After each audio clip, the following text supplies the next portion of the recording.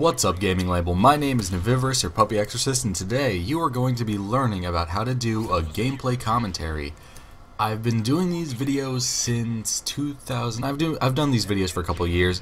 This is the third iteration of the quote-unquote series I've done, and you know, I'm just going to be talking about some tips and tricks on how to be a commentator and what you should talk about in your videos and whatnot. So, without further ado, let's get started. You're watching some Modern Warfare 3 gameplay, a 49-4 domination, I believe.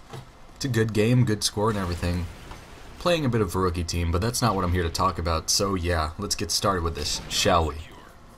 So the first thing you want to do if you're going to become a commentator is get the equipment to commentate. You know, the commentator, contrary to popular belief, he is only as good as his equipment allows him to be. If you're using a Dazzle and a dollar store microphone, your commentaries, I don't care what you're talking about, they won't be very good because, you know, people just won't watch them. So you want equipment that clearly will be good enough for people to appreciate the video in its form. So, without further ado, the equipment I recommend would be a Hotbog HD PVR and the Blue Snowball. Both are, I think they're both kind of pricey.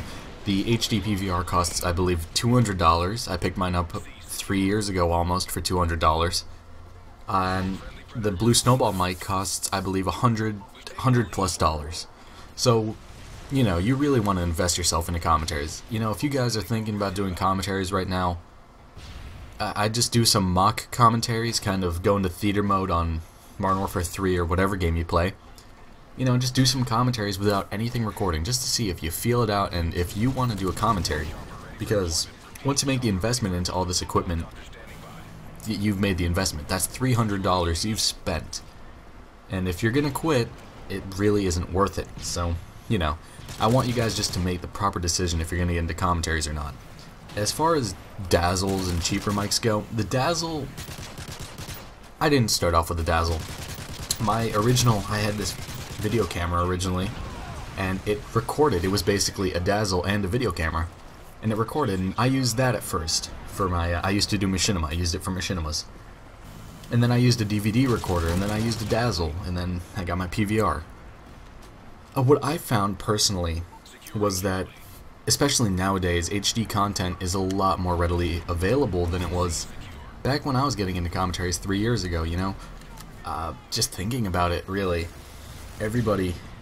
no one watches standard definition content. Dazzles are they're very extinct now. There are, I believe there are cheaper HD PVR, HD recorders. I don't remember the Hava. That's what it was called. Before I got my HD PVR, I was looking into the Hava. It seemed like a really nifty machine. It was actually, I said nifty. It seemed like a pretty cool machine. It was basically a wireless Dazzle that recorded your HD gameplay, but it downscaled it to 720 and it interlaced it, and it looked horrible. So if I just recommend the HD PVR. It's a fairly affordable machine, definitely cheaper than some of those other other recorders out there. Definitely one of the cheaper ones. And it gets great quality. You know, the interface for it is quick, it's easy to use. I like it. It lights up blue when you're recording, which, oh man, memories of me screaming about it lighting up, just flashing into the head. But yeah, that's basic overview of the recorders. Just try to get the PVR. Microphones, you don't need a Blue Snowball, definitely. I mean, Blue Snowballs are great. The qualities are wonderful, but the quality is great on it, and I definitely recommend it. But microphones, you can get, I remember I used to use this microphone, this Logitech, I think it was the Pro Chat. You know, I used to use a Logitech, headset, and the quality on that was pretty good, and I spent $20 on the headset. So the microphones aren't actually that expensive. They're very affordable, definitely. There was a brief stint where I used a $5 microphone, and it got quality that, I'm not even kidding, rivaled my Blue Snowball. But, you know, it was custom made and everything. It was great. It was the best microphone I've ever used. Now I use it as a boom mic. You know? So, yeah. Microphones are very affordable. You could definitely get a lot for your money when it comes to microphones. So, I'd mess around, read some reviews on microphones, and get the microphone you want to use. So, Next thing, you actually have your equipment and you want to record your gameplay. Well, in order to record your gameplay, you have to think about what game you want to record, and, you know, I really recommend Call of Duty. I'm not really a fan of watching Call of Duty, but a lot of people enjoy watching Call of Duty gameplay. That's the reason you're watching Call of Duty gameplay right now, you know? A lot of people just enjoy watching Call of Duty, and it's great. Call of Duty is very fast-paced, for starters. It has very arcadey gameplay. It's very fun to watch. So Call of Duty gameplay is always great if you want to commentate over it. You know, score-wise, I tend to shoot for the 4 or 5 KDs at least in my videos, or sometimes I get the nice ones, you know, like the 10 KDs. But 4 or 5 KD usually, it's pretty good. I should I upload it or not? That's based off of, is it fun to watch? And I thought this gameplay was pretty fun to watch. You know, I didn't use any high kill streaks. I used the basic kill streak setup, and I did good. So it definitely sold, and it worked. It's also a pretty long gameplay, which long gameplays, try to keep your gameplay shorter. This is more of a lesson, a tutorial, if you will. So I definitely needed something a little longer. Now that's what she said, but I definitely needed a longer gameplay for this, so I used a longer gameplay. And so yeah, I'd keep my game. Average video time.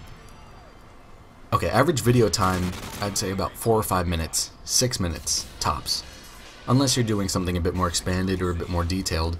And sometimes, you know, people like those 9-10 minute videos anyway, so great, it worked. If it works, do it. If the bra fits, just wear it.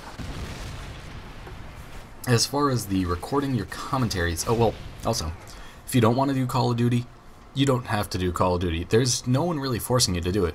Commentary as a genre has definitely changed to the fact where people appreciate non-Call of Duty videos. So if you don't want to do Call of Duty videos, go for it. But the bread and butter for my channel has been Call of Duty, so I do Call of Duty. So the way you record your commentary is you just talk. I mean, you know, that's basically what a commentary is at the end of the day. Just a guy speaking extemporaneously over gameplay. So talk about whatever you want, and if you want to write some notes for yourself, go for it. But don't read off a piece of paper and don't script your commentaries. You can outline and summarize your commentaries, but don't script them. As far as editing, I mean, any editing software that allows you to voice over your commentaries, that works, and that's great. But I use Sony Vegas. I'm happy with it. It offers a lot of color correction settings. I use it for other things like editing machinimas and live action videos, so that works for me. But Windows Movie Maker I'm sure works fine. iMovie works great, I guess. So any editing software would work because anything with dubbing works. Great. Just some pointers. I want you guys to just know, don't make your soundtrack to your video, I guess, like the gun sounds and the music. Don't make it so loud that you can't hear your own voice, obviously. Just some pointers. I mean, that's pretty much it.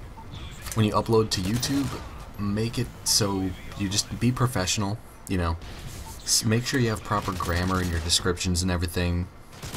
People appreciate when you look very professional in yourself.